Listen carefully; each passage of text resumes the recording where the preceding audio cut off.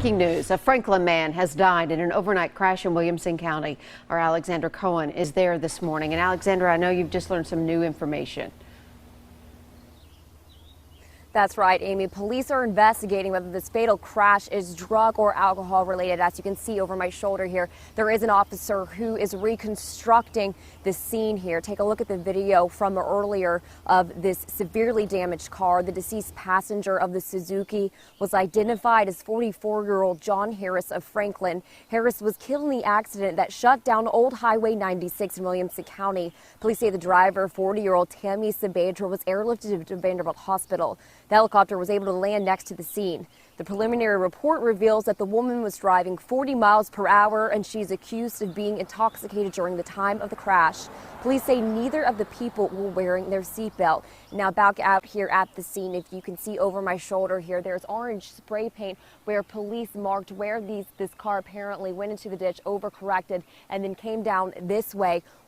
Nearly missed this house and crashed into a tree. The homeowner who lives here tells me that he woke up to hear the loud bang when that car hit the tree. They came outside and found both the passenger and the driver pinned in the vehicle, so they called 911. But obviously for that one man, it was too late. We're still working to learn the condition of the driver. Again, she's pretty serious and was live flighted to Vanderbilt, but we will make sure we update you as soon as that information becomes available. Reporting live near Leapers Fork, Alexandra Cohen, News Channel 5. Alexandra, thank you. Another crash to tell you about leaves one person dead and several kids injured. It was a horrible pileup in Antioch last night. 6 cars colliding at the intersection of Blue Hole Road and Bell Road yesterday. One man was tossed from his car. He died at the scene. His name's not been released yet. Witnesses had to use hammers and other tools to break the windows and rescue the kids that were trapped in the cars. In all, 6 people, including 4 children, were rushed to the hospital. We're told they are all expected to survive, so good news there. Police are still investigating what caused that crash yesterday. And Steve, school officials at Austin Peay State University are responding after 6 nooses were found on campus. The school's NAACP chapter uploaded a picture to its Instagram account, and you can see the multicolored nooses hanging from a tree. It's not clear where exactly they were on campus or why they were hung. The university's president released a statement late last night saying, quote, regardless of the intent, the display has no place on our campus. I am saddened and I am sorry for the hurt and offense that this has caused, and want our students, faculty, and staff to know that it will not be tolerated. University police are investigating.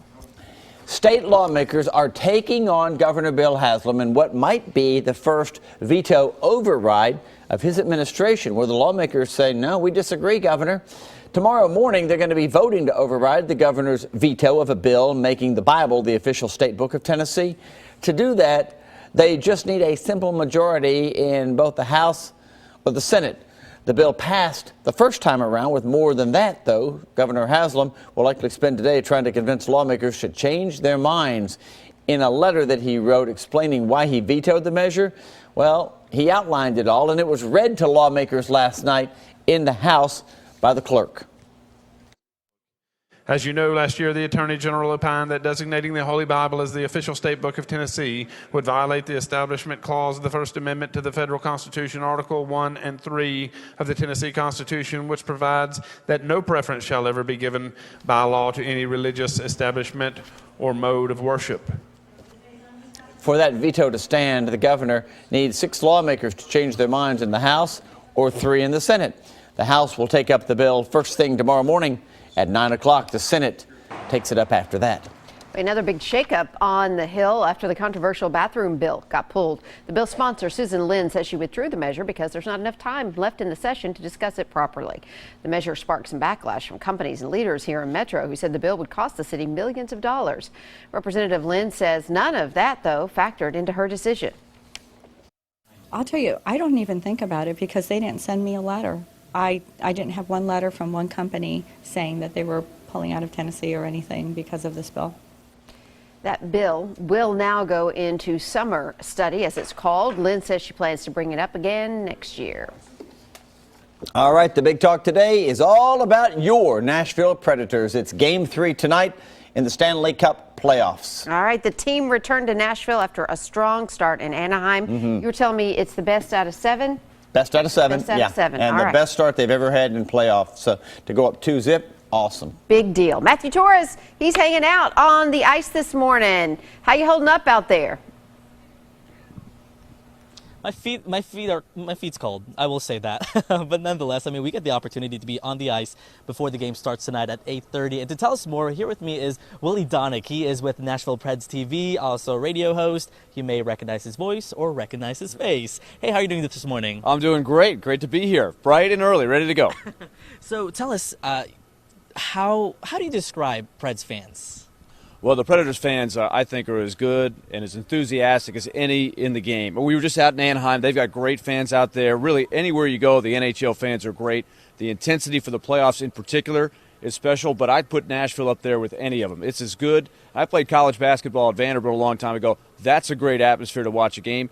This, though, it might be at a whole new level, especially in the playoffs. I know, obviously, you're seeing the free T-shirts for all the fans attending tonight's game. That is what you can get.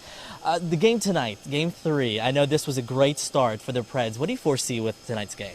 Well, it's going to be really important that the Predators keep the momentum going that they've got right now. 2 wins on the road, not easy to do at all. They shocked Anaheim. So Anaheim, who was a very, very good team, Pacific Division champions, they're going to come back. I think they're going to turn up the intensity even more tonight.